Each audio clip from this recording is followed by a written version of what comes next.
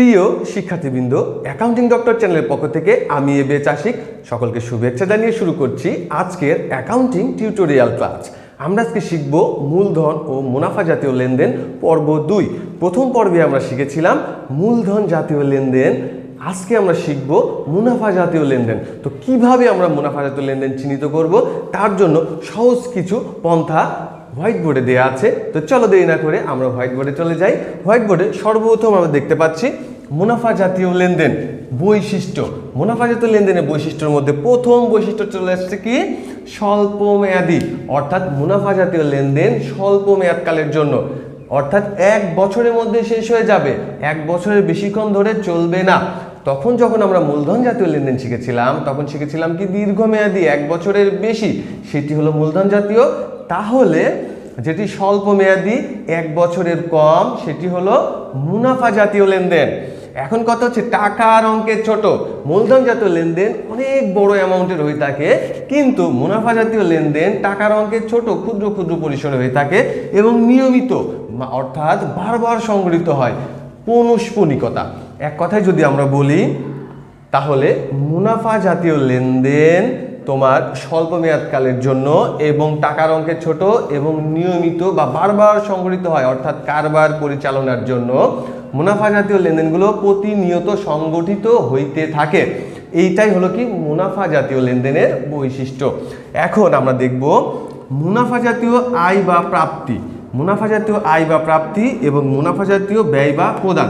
আমরা এখানে ছকে দিয়ে রেখেছিলাম মুনাফা জাতীয় আয় বা প্রাপ্তি এবং ব্যয় বা প্রদান, কেননা মুনাফা জাতীয় লেনদেন 2 প্রকার। এখন কথা হচ্ছে মুনাফা জাতীয় আয় বা প্রাপ্তি কি জিনিস। দেখো এখানেও কিছু উদাহরণ দেওয়া আছে, যেমন পণ্য বিক্রয়।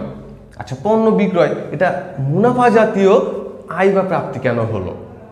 এটা তো তোমার মূলধন জাতীয় হতে পারতো। এখন আমরা মেলাবো এই বৈশিষ্ট্যের সঙ্গে পণ্য বিক্রয়। পণ্য বিক্রয় তো আমরা প্রতিনিয়তই করে থাকি, প্রতিদিন, প্রতি সপ্তাহে, প্রতি মাসে। তার মানে এটা কি নিয়মিত সংগঠিত হচ্ছে। এবং কি টাকার অঙ্কে ছোট। বিক্রয় তো টাকার অঙ্কে ছোটই হয়ে থাকে, ক্ষুদ্র ক্ষুদ্র পরিসরে বিক্রয় হয়ে থাকে। এবং কি স্বল্প মেয়াদি, এটার মেয়াদও কম, কেননা একবার বিক্রয় করলে যদি 1 বছর পরে বিক্রয় করতে হয় তাহলে সে প্রতিষ্ঠানের 12টা বেজে যাবে, প্রতিষ্ঠান চলবে না। প্রতিনিয়তই আমাদের বিক্রি করা লাগে। তারপরে দেখো কমিশন প্রাপ্তি। এখন কমিশন প্রাপ্তির কথা যদি বলে থাকি, কমিশন তো আমরা প্রতিনিয়তই পাই, প্রতি মাসে পাইতে পারি, বিভিন্ন একটা নির্দিষ্ট সময় পাইতে পারি। এটা তো 1 বছরের বেশি হওয়ার কথাই না। তাহলে এটাও কি স্বল্পমেয়াদী। এবং কি টাকার অঙ্কে কম। কমিশন তো হিউজ পরিসরে পাওয়া যায় না, কমিশন পাওয়া যায় ছোট ছোট পরিসরে। এবং কি নিয়মিত, এটি নিয়মিত সংগঠিত হতে থাকে। ভাড়া প্রাপ্তি, ভাড়া আমরা প্রতি মাসে পাইতে পারি, বিভিন্ন পর্যায়ে আমরা ভাড়া গ্রহণ করে থাকি, সেটা কি নিয়মিত এবং স্বল্পমেয়াদী এবং কি টাকার অঙ্কে ছোট। তাহলে আমরা বুঝতে পারলাম যে সকল প্রাপ্তি বা আয় টাকার অঙ্কে ছোট, নিয়মিত পাওয়া যাচ্ছে, সংগঠিত হচ্ছে এবং যেটার ফলাফল দীর্ঘমেয়াদকালের জন্য নয়, স্বল্প মেয়াদকালের জন্য, সেইগুলো হলো কি মুনাফা জাতীয় আয় বা প্রাপ্তি। এবার আসি আমরা মুনাফা জাতীয় ব্যয় বা প্রদান। মুনাফা জাতীয় ব্যয় বা প্রদান জিনিসটা কি? সেম কথা, যে সকল ব্যয় স্বল্প মেয়াদকালের জন্য হয়ে থাকে, টাকার অঙ্ক ছোট এবং কি এর মেয়াদও কম, অর্থাৎ দীর্ঘমেয়াদী নয়, স্বল্প মেয়াদকালের জন্য হয়ে থাকে এবং নিয়মিত সংগৃহীত হয়ে থাকে, সেটাই কি মুনাফা জাতীয় ব্যয় বা প্রদান। যেমন দেখো পণ্য ক্রয়, আমরা তো পণ্য ক্রয় প্রতিনিয়তই পণ্য কিনে থাকি, প্রতি সপ্তাহে হোক, প্রতিদিন হোক, প্রতি মাসে হোক। তার মানে এটা নিয়মিত আমাদের সংগৃহীত হচ্ছে, টাকার অঙ্ক তুলনামূলকভাবে কম থাকে এবং এটার মেয়াদও কি স্বল্প মেয়াদ। তারপরে কমিশন প্রদান, বেতন প্রদান, একই জিনিসের ব্যাখ্যা চলে আসছে। এটা স্বল্প মেয়াদকালের জন্য সংগঠিত হয়ে থাকে, টাকার অঙ্ক ছোট এবং নিয়মিত সংগঠিত হয়। তাহলে যে সকল ব্যয় আমরা স্বল্প মেয়াদের জন্য করে থাকি, টাকার অঙ্কে ছোট এবং নিয়মিত করে থাকি, সেই সকল ব্যয়ই মুনাফা জাতীয় ব্যয় বা প্রদানের মধ্যে আসবে। এখন কথা হচ্ছে আমি কেন আয় বা প্রাপ্তি এবং ব্যয় বা প্রদানকে আলাদা করলাম না? এর মধ্যে কিছু সূক্ষ্ম পার্থক্য বিদ্যমান। এখানে যে আমরা লিখলাম মুনাফা জাতীয় আয় বা প্রাপ্তি, মুনাফা জাতীয় ব্যয় বা প্রদান, এদের মধ্যে বেশ কিছু পার্থক্য বিদ্যমান রয়েছে। যদি আমরা সেটা চিনতে পারি তাহলে আর কোথাও প্রবলেমে পড়বো না আমরা। সেজন্য সহজে চেনার জন্য আমি 2টি উদাহরণ দিয়ে রেখেছি তোমাদের জন্য। এই 2টি উদাহরণ যদি আমরা বুঝতে পারি তাহলে আয় বা প্রাপ্তি কী জিনিস, ব্যয় বা প্রদান কী জিনিস, আশা করছি তোমরা এই নিয়ে আর কোনো ট্রাভেলে পড়বে না। এখন আমরা উদাহরণের সাহায্যে মুনাফা জাতীয় আয় বা প্রাপ্তি এবং ব্যয় বা প্রদান সহজেই চিহ্নিত করতে পারবো। তো চলো দেরি না করে উদাহরণটা পড়ি। লেখা আছে ভাড়া প্রাপ্তি 1 লক্ষ টাকা, যার মধ্যে 10,000 টাকা পূর্ববর্তী বছরের, অর্থাৎ মোট টাকা পেলাম আমরা 1 লক্ষ, কিন্তু পূর্ববর্তী বছরে 10,000 টাকা বিদ্যমান। তাহলে আমরা এটা যদি দেখি, এখন বর্তমান কত সাল? 2023 সাল। 2023 সালে আমি ভাড়া পেয়েছি 1 লক্ষ টাকা। কত টাকা? 1 লক্ষ টাকা। এইবার এই 23 সালের যে 1 লক্ষ টাকা, এর মধ্যে 10,000 টাকা ছিল পূর্ববর্তী বছরের। কোন বছরে? পূর্ববর্তী বছরের। তাহলে পূর্ববর্তী বছর বলতে কত? 2022 সাল। 2022 সালের ছিল আমার এখানে 10,000 টাকা। এখন আমরা চিহ্নিত করব কোনটুকু আয় আর কোনটুকু আমার প্রাপ্তি। আমরা যে এই যে 1 লক্ষ টাকাটা পেলাম, এই 1 লক্ষ টাকাটাই কিন্তু আমার প্রাপ্তি। এই 1 লক্ষ টাকাটাই কি আমার প্রাপ্তি। এইবার কথা হচ্ছে এই 1 লক্ষ টাকা টোটাল যে টাকাটা পেলাম, এইটাই আমার প্রাপ্তি। এখন এর মধ্যে আয় কতটুকু আমার? আমরা অঙ্ক করছি কত সালের? 2023 সালের অঙ্ক করছি। আমাদের অর্থ বছর কত? 2023। এর মধ্যে 2022 সালে যে টাকাটা পেয়েছি, এটা তো আমার 23 সালের উপার্জন নয়। যেহেতু 23 সালের উপার্জন আমার নয়, এই টাকাটুকু কিন্তু আমার আয়ের মধ্যে আসবে না। তাহলে যদি আমরা আয় বের করতে যাই, তাহলে 2023 সাল থেকে 22 সালের টাকাটা আমার বাদ দিতে হবে। অর্থাৎ এই যে 10,000 টাকা পূর্ববর্তী বছরের, এই 10,000 টাকা আমাদেরকে কি করতে হবে? বাদ দিতে হবে। এই 10,000 টাকা যদি আমরা বাদ দিই, আমাদের ফলাফল হলো কত? 90,000 টাকা। এই যে 90,000 টাকা, এই 90,000 টাকা হলো আমাদের মুনাফা জাতীয় আয়। এটা কি?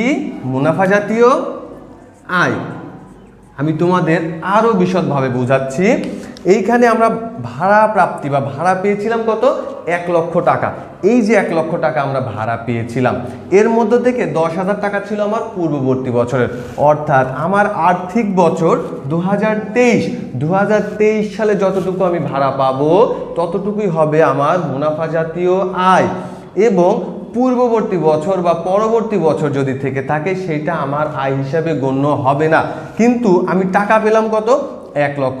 এই যে 1 লক্ষ টাকা পেলাম, এই 1 লক্ষ টাকায় আমার হচ্ছে কি? মুনাফা জাতীয় প্রাপ্তি। ভাড়া বাবদ যে 1 লক্ষ টাকা পেলাম, এটা আমাদের কি? মুনাফা জাতীয় প্রাপ্তি। এবং এই যে পূর্ববর্তী বছর অর্থাৎ 2022 সালের যে 10,000 টাকা ছিল, এটা কিন্তু আমার প্রাপ্তির মধ্যে আসবে, কিন্তু আয়ের মধ্যে আসবে না। তাহলে এই 1 লক্ষ টাকা থেকে 10,000 টাকা বাদ দিলে যেটা অবশিষ্ট থাকবে, সেটি হলো আমার মুনাফা জাতীয় আয়। তো প্রিয় শিক্ষার্থীবৃন্দ, আশা করছি তোমরা মুনাফা জাতীয় আয় এবং প্রাপ্তি কেমন সেটা তোমরা বুঝতে পেরেছো।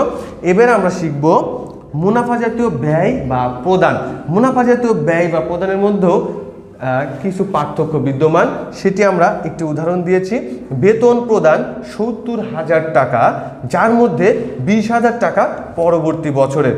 এই যে বেতনটা প্রদান করলাম, 70,000 টাকা প্রদান করলাম, এর মধ্যে 20,000 টাকা কি? পরবর্তী বছরের, অর্থাৎ আগামী বছরের। তাহলে আমাদের আর্থিক বছর ছিল কত? আমাদের আর্থিক বছর ছিল 2023। 2023 সালে আমরা বেতন বাবদ প্রদান করলাম কত? 2023 সালে বেতন বাবদ প্রদান করলাম আমরা 70,000 টাকা। এই যে 70,000 টাকা আমরা বেতন বাবদ প্রদান করলাম, এর মধ্যে পরবর্তী বছর অর্থাৎ 2024 বিদ্যমান। 2024 সালের কয় টাকা প্রদান করলাম? এর মধ্যে 20,000 টাকা 2024 সালের আমরা প্রদান করেছি। যদি আমরা 2024 সালের 20,000 টাকা প্রদান করে থাকি, এর মধ্যে কিছু পার্থক্য কিন্তু আমরা পেয়ে গেছি অলরেডি।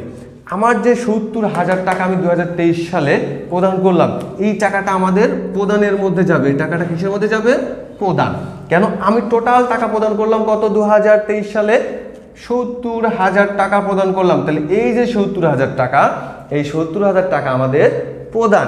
এখন কথা হচ্ছে 2024 সালের টাকা আছে, এর মধ্যে পরবর্তী বছরের টাকা আছে কত? 20,000 টাকা। তো আমার পরবর্তী বছরের হিসাব বছরটা আমার এখন ধরে লাভ নাই। আমার অরিজিনাল ব্যয় হয়েছে কত টাকা? আমার তো ব্যয় হয়েছে এই 70,000 টাকা নয়, পরবর্তী বছরে 20,000 টাকা আমি অগ্রিম প্রদান করে ফেলেছি। তাহলে এই অগ্রিম প্রদানটা আমার বাদ যাবে 70,000 টাকা থেকে। যদি 20,000 টাকা বাদ দিই তাহলে টাকা অবশিষ্ট থাকছে কত? 50,000 টাকা। এই 50,000 টাকায় আমার হচ্ছে ব্যয়।